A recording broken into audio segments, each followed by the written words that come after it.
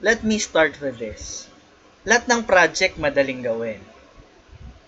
But, kapag pumasok ng specifications, dun nagiging mas complicated ang isang project. So, projects can be complicated because of its specifications. Good day, everybody, and welcome to our project management subject. And today we'll be discussing about concepts and definitions about the project management growth. By the way, I'm Sir Kevin Asuncion, and I hope that you tune in with the discussion. And first things first, we will be discussing about the history of project management. Way back in 1940s, no, in 1940s, there's an organizational theory that's the general systems management. That organizational theory and management philosophies have undergone dramatic change in recent years with the emergence of the project management approach to management. No? Because project management is an outgrowth of systems management. It is only fitting that the underlying principle of general systems theory be described. So, the general system theory implies the creation of a management technique that is able to cut across many organizational disciplines such as finance, manufacturing, engineering, marketing, and so on, while still carrying out the functions of management. So let's dive into the history of this project management. In 1940s, line managers used the concept of over-defense management to management projects. What's that? No? So, uh, what's the idiomatic expression over-defense management? Over-defense means line managers are wearing the hats, so they are they are the ones who are responsible and calling the shots for a specific project. So line managers, also you manufacture that, you need to put up this and the likes. No? So why is over defense? So you visualize this as whenever you are through with your project. So tapos na ako sa trabaho ko, sa tasks ko. So I just need to throw the ball up on the wall. At kahit sino na makasala sa kabila, sila na bahala. That's the project management in 1940s. Kasi tapos na yung part ko eh. Di ba?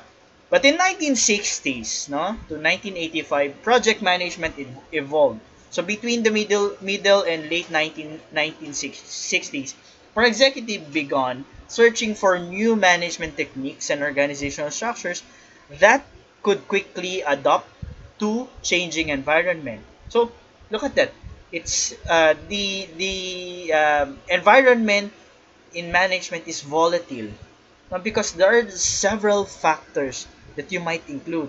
First, sa internal pa lang, sa behavior pa lang ng organization, sa culture ng organization, o paano pa yung sa labas, 'di ba? So consider this table, figure 2-1. There are types of industry, so named A, B, C, D. So, industry A and B has those simple tasks, but has different environment. So, si industry A with a simple task pero dynamic yung environment, it's ever changing. No? And letter B is using simple task pero static. Ibig sabihin, yun lang. No? Hindi masyadong gumagalaw. Si C, medyo mabigat in terms of management because complex yung task, iba-iba yung task at nagbabago pa, no? It's changing, no? And letter D is complex yung mga task pero static yung environment, no? So dito pwede multitasking dahil static naman siya, no? Pero di ko lang alam whenever to do with the complex and the dynamic environment. So, almost all Type C and Type D industries have project management related structures, no? Because these are dynamic, no? Dynamic, no, and complex, no? Meron tayong iba't ibang organizational structures and also there are project management related structures na nabubuo, no? Tulad ng ating gobyerno. If our government is just static, there will no be ad hoc committees, no? What's that ad hoc? That's a temporary group that is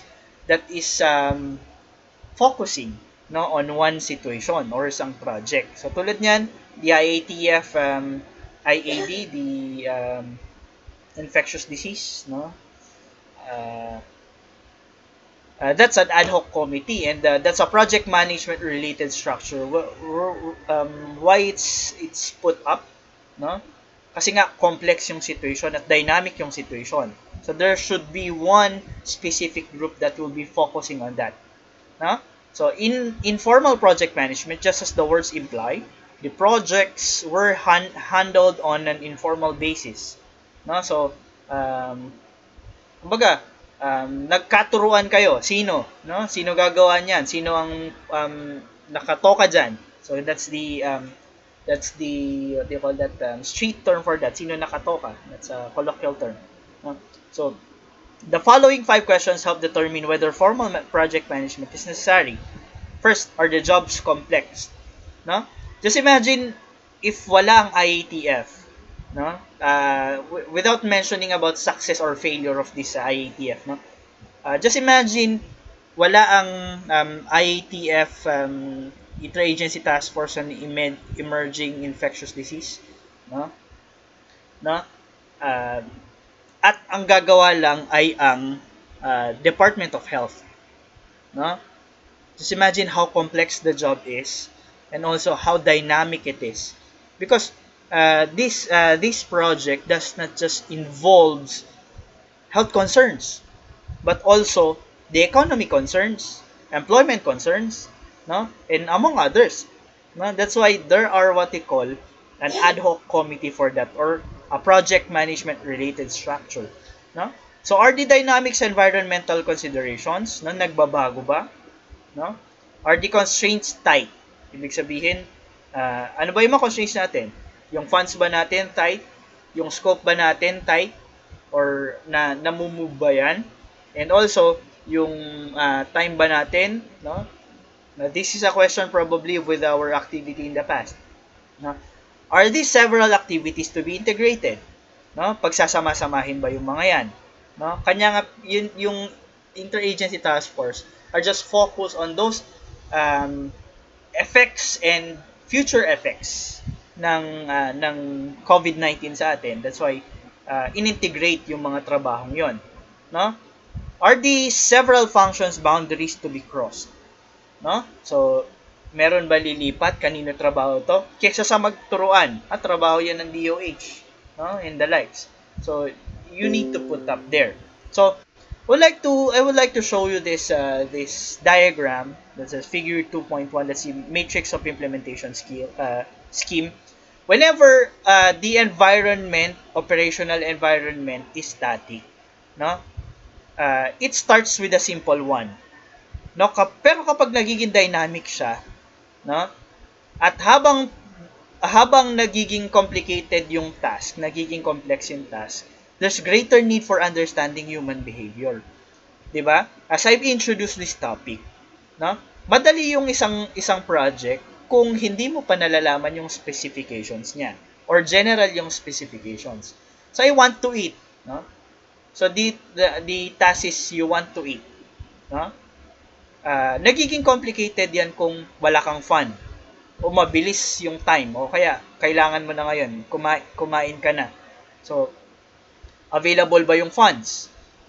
O kaya makakapagluto ka ba kaagad? So it depends on the understanding of human behavior, no? So in 1980s, they get to see the type of task at tinitingnan nila kung paano i-balance yung human behavior at yung type of task at saka yung dynamics ng operational environment. So kaya mo ba, no? So in fact, eto yan, kapag mas nagiging komplikado, doon mo nakikita yung ugali ng tao, no? So kapag nai-stress yan, whenever someone is out of stress, nagagawa niya ng tama yung trabaho niya, no? You might think of that. That's human psychology, no? That's human behavior. But kapag nag-i-stress siya, dumadaming trabaho niya, doon mo nakikita yung ilan sa mga ugali niyang hindi mo pa nakikita. That's why when you implement a complex and a dynamic situation, environmental situation, you get to put up necessary implementation of rules and systems, no, para makontrol mo yung human behavior, no? So damage control or project control ka na, no, para makontrol mo yung situation. So you have to plan ahead, no, what do you do next, no? Okay, so in 1985 to 2003, by 1990s, companies had begun to realize that implementing project management was a necessity, not a choice. No? So the question was not how to implement the project, but how fast could it be done? Because at the very least, projects are short-term. Minsan they just arises. No? So should be done in a very short period of time. Now that's why you need to face it. Now it's a necessity now. No? There are 6 driving forces that can lead executive to recognize the need for project management. Is the capital project, of course, yung gastos, customer expectation, what customers do expect, no? And take a look at this. Uh, the life cycle phases of the project management includes all of this, no?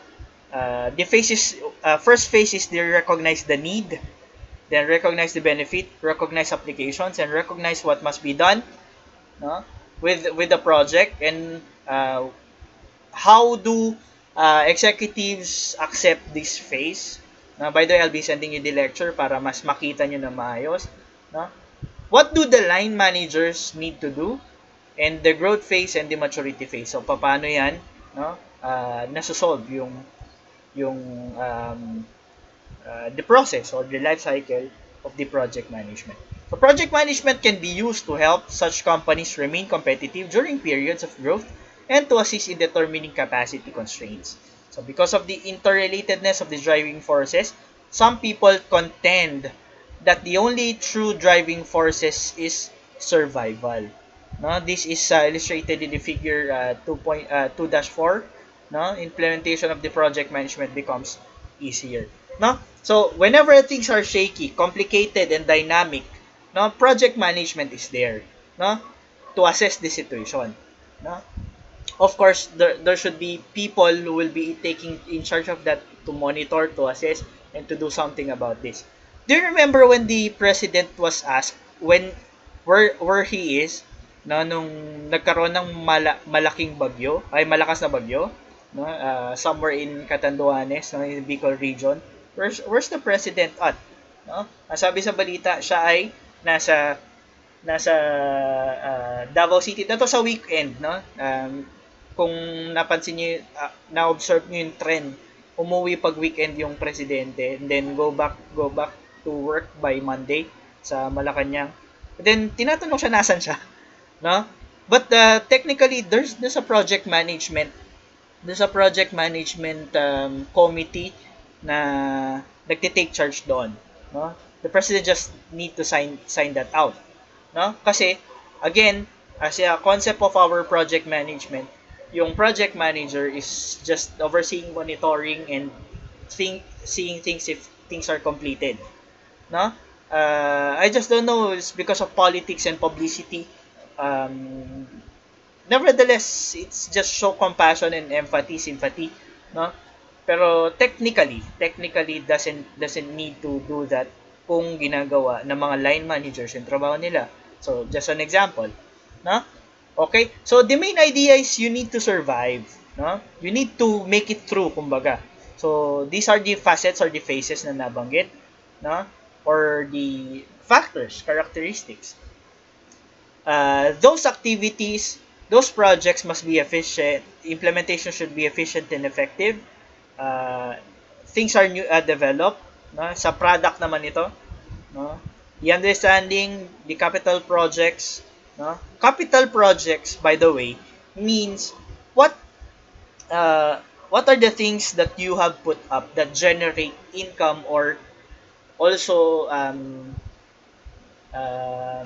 gives convenience, napapadali yung trabaho, no? Or making productivity easier, no?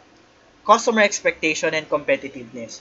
ito yung laman ng survival natin. So, the components of survival, as mentioned by Harold Kushner. Okay. Project management growth, concepts and definitions. Uh, project management is project-driven.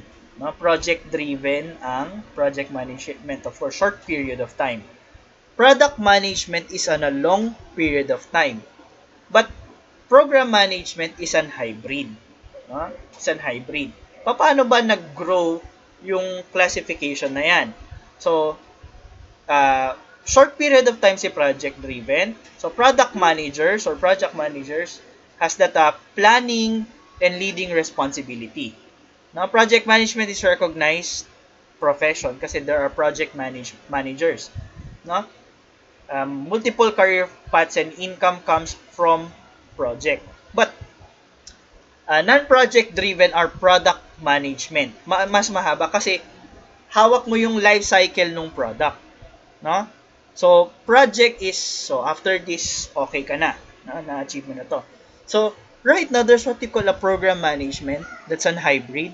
So, primarily focus on the production-driven, but many projects that emphasize the product development, marketing-oriented, and short product life cycle, need for new product development process. No? So, nasa gitna siya nung short term, pero nakikita niya yung growth ng product. Okay? So, that's in 1960s to 1990s that we are using the traditional project management. No? And sa modern project management, that includes na ngayon yung product, no? The growth of the product. No? That changes. No? By the way, we will not be focusing more on that because that's a separate subject. No? Okay. That leads us to a systems program and project. No? Systems thinking. No? Again, the idea in the diagram earlier is whenever things are getting complicated, nagiging complex at nagiging complex yung environment or dynamic yung environment, nagiging complex yung task, you need to set up systems programs that will control and set guidelines, no? How can you behave, no? Dun sa situation. Okay? Business practitioners define a system as a group of elements, either human or non-human, that is organized and arranged in a such way that the elements can act as a whole towards achieving some common goals or objectives. If a system significantly dependent on other systems for its survival, then it is intended system. No? So, kumbaga, what will you do after? So, nagsiset up ka na ngayon ng bagong system to adapt with the ongoing environmental situation and the complexity of the tasks. No? So, once a group of tasks is selected and considered to be a project, the next step is to define the kinds of project units. No? So, there are 4 categories of projects. No? So, individual projects, and then stop projects, special projects, and matrix or aggregate projects. How do they differ? Let's see the meaning in the slides. Individual projects are short duration projects normally assigned to a single individual. So, that's an individual project. No? So, that individual is acting both a project manager and a functional manager kasi siya na gumagawa. So, that's a single project, individual project. So, stop projects are projects that can be accomplished by one organizational unit. So, per department. So, stop project, pang line manager. No? Special projects are often special projects occur that requires certain primary functions and authority to be assigned temporarily to the other individual or unit. So, special projects. So, nililipat kita dyan. Assigning you to this unit para makita mo kung ano yung sitwasyon. That's a special project. Nag-i-immerse sila. No? So, tulad nyan, there's a special project. There's a special staff project. No? Ano yung assignment mo sa interagency task force, no? Magandang halimbawa yung COVID-19 response natin ngayon. So, matrix or aggregate projects, no? So this requires input from a large number of functional units and usually control vast resources. So you are at the top of the situation, there's a matrix, there's an aggregate projects, no? So liit-liit, no? Tapos nakikita mo 'yan, no? Pinagsasama-sama. Okay, that's a matrix and an aggregate, na from the word aggregate. Okay? So, kanina, pinag-usapan natin to, the difference between product versus project management. Product management is usually long run kasi pinag-usapan mo dun is the product life cycle. And the project management is short term. Project management and product management are similar, but with one exception. Project managers are focused on the end date. So, kasi nga, time ang pinag-uusapan sa project management. Product management is willing to, sorry, is not willing to admit that this product line will never end. Sa product life cycle kasi iniiwasan mo yung end line o yung declining or elimination phase. So even when the demand for the product diminishes, the product manager will always look for spin-off. No? So project management short term. So what will you do to boost? No? So might be part ng product management is a project manager na merong goal. No? So this is an example organizational chart. So who are the project managers and the product managers? So product managers are fixed there. No? Project managers are immersed. No? And kumbaga ad hoc. No? Again, what's the meaning of ad hoc?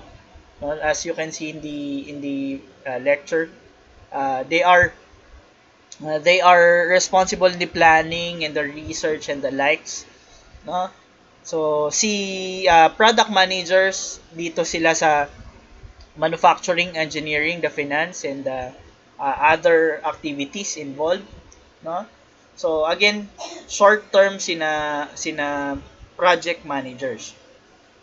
Okay? So, maturity and excellence. Maturity in project management is the implementation of standard methodology and accompanying processes such as that pre-exist a likelihood of repeated success. The definition of excellence can be stated as organization's excellence in project management. No? Are those that create the environment in which they exist a continuous stream of successful managed projects. So, excellence means it's a series of successful projects. No? That's excellence. No? Okay, success means the continuous growth nung excellence mo, no? So, look at this. You can achieve success whenever you reach that maturity. No, whenever you reach the maturity, I hope that you can see the yan. Whenever you reach the maturity up, no? Okay? But then dito yung success. Excellence means yung continued success mo. No? Maintaining the project success. Ito yun, the growth of excellence. Okay? But by the way, one thing constant about success is it involves failure. Ayan. No? Dito sa left side kung napapansin ninyo. Okay? So, in 1970s, they talk about life cycle phases. The 1980s, policies and procedure manuals. No? How will you do that? And then, mas nag-specific, no? Nag-specific in 1980s, guidelines per life cycle phases. Nag-focus siya dito. Dito yon. No? And, late 1980s, they focus on the specifics of this policy and procedure manuals. And project management concurrent engineering, ito yan. Ito na yung prevalent ngayon. Checklist with periodic reviews and points. So you need to monitor, di ba? Remember, project management includes planning and monitoring. So whenever you plan for the project, you need to monitor that's the current activities involved in project management. So these are the many phases of success. It uses project management methodology. So, tulad nung nakita nyo kanina, meron siyang mga processes. Establishment of control processes used for interim matrix. So, monitor siya. quality of interim matrix, of course, ginigauge mo nga siya. Your resources versus planned, and the client involvement. That's the phases of your success. No? So, ito yung kanina. No? So, ito na lang siya ngayon. Ano ba yung tinitingnan natin ngayon? No? What are the issues of that magnitude of documentation? Checklist na lang ngayon ng end-phase reviews and end-phase reviews. Dati kasi guidelines, tapos ito policies and procedures, dami nyo sinusundan. Ngayon, checklist. So what you do? The critical issues there is the trust, communication, cooperation, and teamwork, development and methodology of life cycle and phases. So dati napaka-detalye ng project management. But right now, you're just focusing on the checklist. What do you need to do, no? With the concurrent project situation. So if success has those phases, failure has those also phases also. Failure is virtually assured. Sa lahat ng mga projects, assured ang failure. So I'll be showing that in a moment, yung isang diagram, paano natin na achieve success and also failure. It's virtually assured since we have defined failure because of unmet expectations. 'Di ba? Ang constraints natin is time, scope, and funds, no? The financial aspect. So if there are unmet expectations there, especially specific masyado yung objective natin, there will be unmet expectations. So perceived failure is net sum of actual failure and the planning failure. So dalawa ang mukha nung failure. So actual and the planning failure, and yung makikita natin. So the following diagram, the following figure will show you project management has planned a level of accomplishment lower than what is achievable since given project circumstances and resources. Ito yung under the planning situation, ito ang makikita natin. No? Okay. So, this is the actual accomplishment. Whenever you accomplish, this is the one situation of phases of failure. There's an perceived failure here, and then there's an actual failure here. No? There's kung makikita nyo dito, there's the actual and the planned and the achievable, and this is the perfection. So look at this figure 2.15. This is the accomplishment. No? And this is perfection. At sa gitna nun, there's what they call the actual, the planned, and the achievable objective. Look at this. Actual and planned are perceived failure. And part of your project plan is there's an actual failure, and there's also a planning failure. And they can be both as part of your perceived failure. Nagkamali ka sa implementation, that's actual failure. Also, there will be failure arising from planning. Mali yata yung ginawa nating plano. So by the way, let us see in Pasig City, the first ever DOH and World Health Organization approved vaccination plan. No, that's a project. No, so titingnan natin how what are those actual failure and the planned failure. No, yung actual failure pwedeng contingency plan. No, pero yung planning failure, no, ina-adjust yan right after the project, no, kasi magpaplano ka ulit. No, the stage gate process. So the four most common decisions are proceed to the next gate based upon the original objectives, proceed to the next gate based upon revised objectives, papalit ka ng plano or papalit ka ng objective. No? So, yung isa, palit ka ng way, yung isa, palit ka ng objective. No? Delay making a gate decision until further information is obtained. Ito yung maghintay ka muna bago gawin yung susunod na steps. Ito yung ginagawa ng iba ngayon, yung Department of Health. Mag-recommend ka ba ng travel restriction? Hindi, hintayin muna natin information. Yon, di ba? So, last is cancel the project. No? Parang pangarap ito eh. No? Kung hindi mo makuha yung pangarap mo, magpalit ka ng pangarap. Oh. Okay? Hanap ka ng iba. Pangarap. Kung hindi mo makuha ngayon yung pangarap mo based on the circumstances, maghanap ka ng ibang mga ways to achieve the goals. And then, pwedeng hintay ka muna. Tapos laban ulit. Diba? O wag ka na mangarap. Wag mo na ituloy. No? So, that's the stage gate process. Katulad ng product management, we have different life cycle of the project. So we have research and development, market introduction, growth, maturity and deterioration, and death. No? So it's basically the product management. Yun nga lang, si project life cycle kasi habang pinag-aaralan niya to, no, has that limited time to implement those plans, no, para may balik niya into maturity or growth ulit yung project. Okay? So, by the way, again, product management na halos yun eh. Okay? So, as a definition of the project management methodology, achieving project management excellent or maturity is more likely with a repetitive process that can be used on each and every project. Now, this repetitive process is referred as the project management methodology. So, good methodologies integrate other processes.